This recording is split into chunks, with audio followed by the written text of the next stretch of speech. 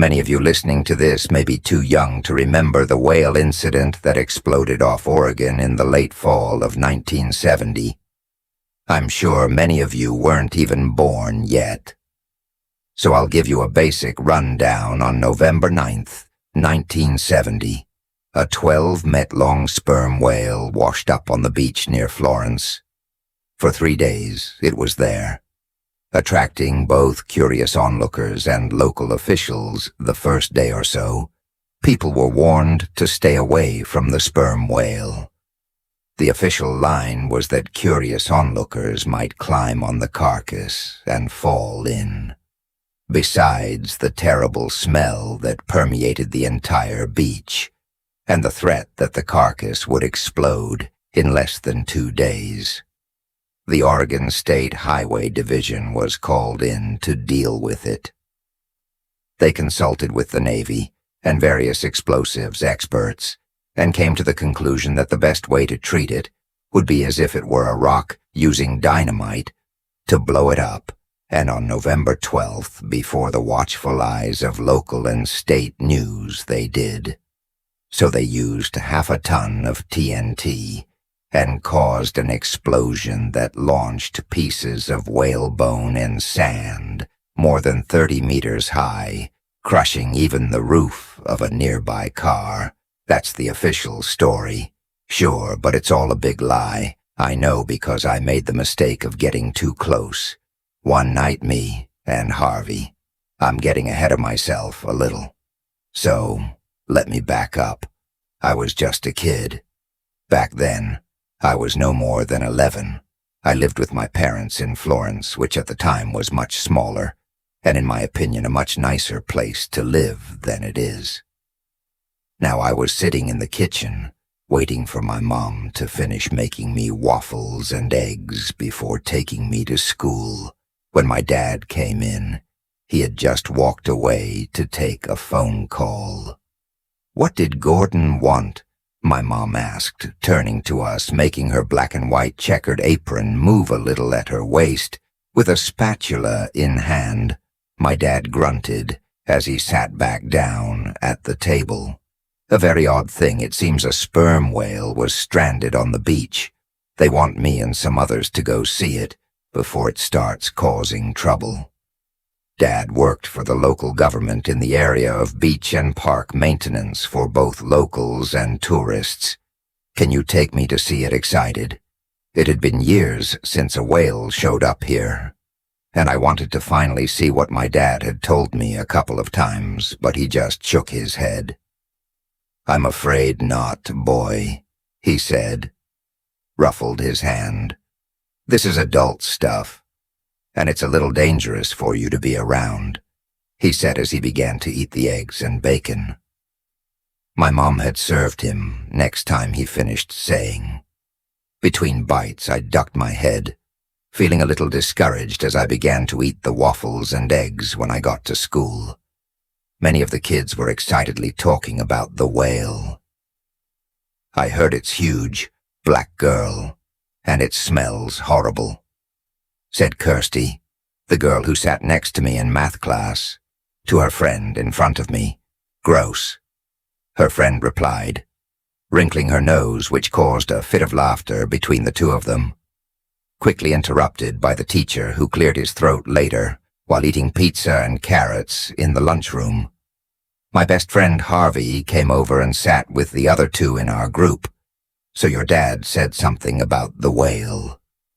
asked Michael, wiping the pizza sauce off with the sleeve of his shirt. I shrugged.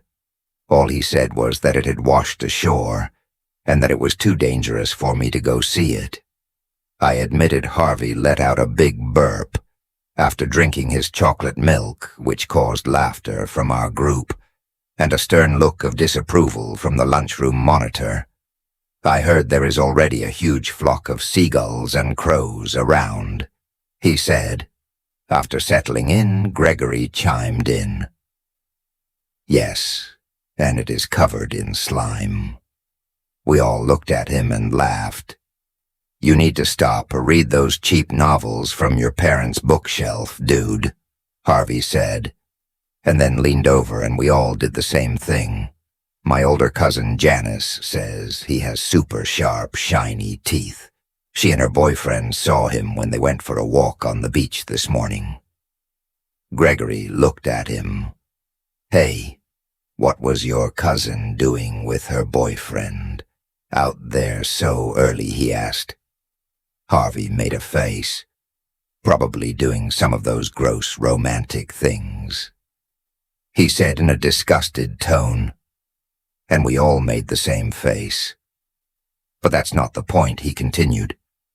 "The point is none of us have ever seen a beached whale before." He looked at everyone, and a small mischievous smile started to appear on his face. "So what I'm thinking is, why don't we go there after our parents go to sleep and watch it? Maybe even take pictures with it." Alan pointed out your dad didn't buy you a camera a few weeks ago. I nodded. Yes, botonos. I kissed them both good night and went to bed pretending to fall asleep. I waited until I heard them come up the stairs and close their bedroom door. Then I waited about 20 more minutes to make sure they were asleep. I got out of bed, still in my clothes, grabbed my coat, and carefully walked down the stairs, trying not to make any noise. I walked out the back door. I turned up the collar of my shirt because of the cold night, and took a deep breath of the salty air coming from the ocean. Music. I slid in, where Harvey was waiting for me. "You brought the camera," he whispered. I held up the camera for him to see. Under the yellow light of the pole, he nodded. He put a finger to his lips and motioned for me to follow him. I got on my bike, turned on the light on the handlebars, and followed him. The city seemed eerie at night, with all the shops closed and the houses dark. It was like biking through a ghost town, or like a nightmare. I thought, shaking my head, the last thing I wanted was to freak out and turn around. Harvey would never forgive me. We crossed several streets, always on the lookout, in case someone saw us. At one point, we hid behind a fence when a police car passed, and then we continued pedaling. We finally crossed the bridge that led to the dunes. The air became colder, and the smell of salt water stronger as we approached our destination. We finally reached a point where the sand got stuck in the tires, so we hid the bikes behind the first dunes, turned on the flashlights, and let the yellow light guide us to the beach. "How do you think he is?" he asked. Harvey excited. I shrugged, even though he couldn't see him in the dark. "I don't know, it's been a day or two. My dad said the birds would have already started eating him, so he must have a lot of holes." Harvey let out a cool whistle. "I wonder if I can put my hand inside." "Don't do it, Harvey. You'll never get rid of the smell, and your parents will know we were here." I warned him I don't care. He replied indifferently after walking a little further. We both stopped. "Ugh, what is that smell?" Harvey exclaimed, covering his nose. "I bet we're close," I said, also covering him. I raised my flashlight to light. "What's wrong?" I asked him, annoyed by the blow. He turned quickly and silenced me. "Is someone there? Turn off your flashlight." We both turned off the lights and listened. Harvey was right. We could hear low voices from the beach, right where we were going. Harvey whispered, leaning forward for a moment. I thought about leaving. I didn't want to get into trouble, and even less with the Disneyland vacation so close. But I couldn't leave him alone, so I reluctantly followed him. I lay down next to him and looked over the dune. From there we could see the ocean a few 100 meters away. We finally saw the whale. It was on its side, about 3 meters from the shore. Its back had white crests, while the rest was pure darkness. It was clearly visible because there was a strong light above it behind. I distinguished 2 or 3 figures talking. Then they began to walk towards us below. I whispered to Harvey, and we made ourselves as small as possible behind the dune. I heard part of their conversation as they passed by. "It's incredible," said one of the men. "It's been 2 days out of the water and still has vital signs. If we combine this with the alterations, I think we have discovered a completely new species, a much more predatory and dangerous than we knew we have, to spread this information." They walked away, and the conversation faded. We got up. "What were they talking about?" I asked, looking into the darkness. Orta answered, Harvey shaking off the sand. "We have the opportunity to take the photos. Let's go with that." He ran towards the giant whale in the sand. I followed it. Although slower, something in the way the men had spoken had given me a bad feeling. Still, my friend followed as I approached. The whale became bigger and bigger, until it looked like one of those huge ones. Seeing my parents took me to Portland. Harvey came up to the side of the creature. The smell was unbearable, and I had to breathe through my mouth to keep from throwing up. He reached out his hand towards the whale. "Harvey." "No," I whispered, alarmed. "Nothing is going to happen," Alan said in a mocking tone. "It's dead. Remember before I could stop him." Nock but quickly withdrew his hand with a face of disgust. "How disgusting," he exclaimed. "What's wrong?" I asked, fearing the answer. "It's slimy and cold," he answered, and then laughed. "I can't believe it." Gregory was right. He laughed again and motioned for me to follow him. When I got closer, I noticed something strange. The birds had barely touched the body. I walked slowly behind him, and suddenly I heard him gasp, "Good heavens, Alan, come see this." I ran towards him and saw what I had discovered. The whale's mouth was huge, like the entrance to a cave, with teeth looking like stalactites and stalagmites. It was big enough so that we could walk inside. "Wow," I whispered, awed by the darkness that stretched beyond. "No kidding," Harvey said excitedly. "It's like the whale from Moby Dick. He ran to the other end and the tail is gigantic." He shouted from far away. "It's as big as a car." I heard it running back towards me, reappearing under the light. "You have to take a picture of me in front of the mouth."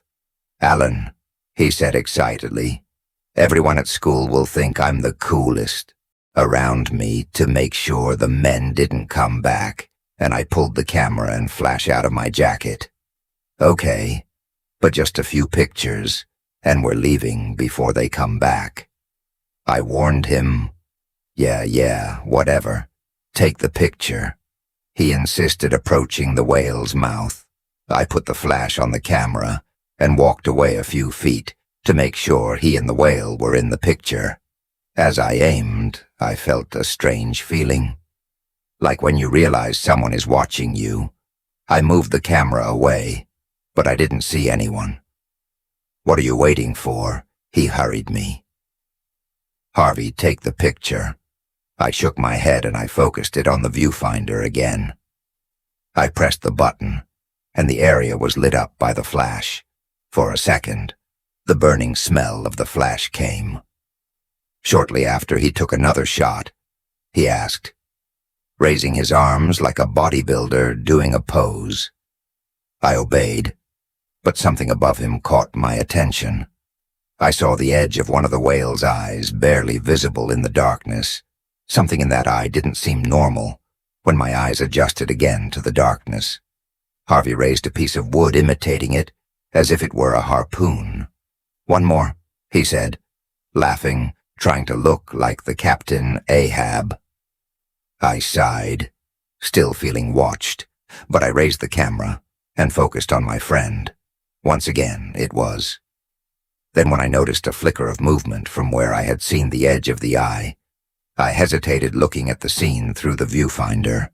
Observing that there was more white than before the eye had moved, I lowered the camera. Harvey said timidly, "Maybe you should come here."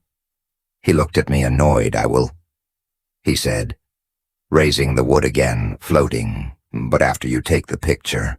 I was about to speak again when I heard frantic, breathless screams coming from the side. I turned and saw the 3 men who had passed us running towards us, waving their arms above their heads, as if trying to signal a plane for a second. I didn't understand what they were saying, but then it came to me, clearly, get away from him, for the love of God. Get away from there. One of the men yelled, "Harvey, we have to go." I yelled, not caring to be discreet. I turned and saw him drop the piece of wood with his face full of panic. What happened next happened in a fraction of a second. One moment, he was there, starting to run towards me. The next, something shot out of the whale's mouth as fast as lightning. I didn't get to see it clearly, but from what little I could make out, it looked like a tongue, but not one I had ever seen before. It was split into 3 parts, and its surface looked covered in tiny, sharp hooks. In an instant they wrapped around Harvey with the fluidity of a boa constrictor and dragged him back to the mouth and throat. He didn't even have time to scream. When the men reached me, one of them grabbed me by the waist and threw me as far as he could towards the lights they had placed.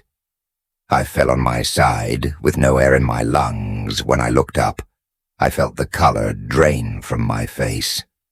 The whale was writhing in the sand in a frantic attempt to reach its next prey, and it had found it. The one who had thrown me had become trapped in the clutches of that tongue. And with the same speed with which it took my friend, he dragged him towards its throat. However, he managed to let out a scream that was choked when it disappeared inside it. I got up, unable to contain the crying, with snot running down my nose. "Run, boy." One of the 2 men who remained shouted to me, waving at me with their arms. I took one last look at the creature that was writhing in the sand, and I saw its eye. It was an eye shaped like a diamond, filled with a mix of colors, ranging from black to red. The eye focused on me, and I felt my pants getting wet as I peed, in fear, screaming. I turned around and followed the man's advice, running for my life to where my bike was hidden. I barely remember how I got home that night. The frantic pedaling back to the city, and then home, along with leaving the bike in the backyard and going into the house. Everything is fuzzy. All I remember is my mother's school. I didn't know what to say to her. I didn't dare say anything, so I just shook my head. She looked at me for a second, then nodded and went back down the stairs, telling me it was time to get ready for school. When I got out of bed, I realized I had lost my camera while running for the rest of the day. My mind couldn't focus on anything else but the memories of the night before my parents and teachers noticed. But they attributed it to worry about my missing friend when Michael and Gregory approached me in the coffee shop. I didn't say anything when they asked me what had happened. Had we dated? I felt dazed. I kept replaying that image over and over in my head. That image of my friend being snatched away and swallowed whole was an image I would see for years in my dreams, waking up covered in cold sweat. When I got home that day, my father looked at me with a mix of strangeness and disapproval. "Alan, when I left for work today, I was approached by one of the men who works in the highway division. He said sternly. He told me he found this lying in the sand. He handed me something and I felt my heart race when I saw it was my camera. My camera, the one with my name written on the back. He continued, "What have I told you about taking care of your things? This camera isn't cheap, and you can't just leave it lying around when we go to the beach, like we did last weekend. I looked at it surprised. He handed me the camera. You are lucky they gave it back to you, and don't do this again, you understand. I couldn't do anything but nod my head, lowering it so he couldn't see my face. Pale. He turned around and walked away, and I waited until he was in the kitchen to check the back of the camera. It was empty. Someone had removed the roll of film. Obviously, they didn't want me to get anything back. I never heard from those men again. They must have considered me not a threat, someone who wouldn't talk about what I saw that night. So they left me alone with the camera back and empty as a message. Enough about a day later, I sat on the living room carpet with my father, behind me in his recliner. We both watched the news reporter interviewing members of the Highway Division, as well as some people in the public. They had kept it about 400 met, away from the dark figure, emerging from the sand and the waves. I couldn't help but shudder at the sight, my eyes filled with tears for my lost friend. A few moments later, everyone left, and the explosives detonated, sending huge fragments into the air. The reporter concluded the segment interviewing the viewers again and telling the remaining fragments to bury themselves in the sand. I got up and walked out of the room. They had not blown it up.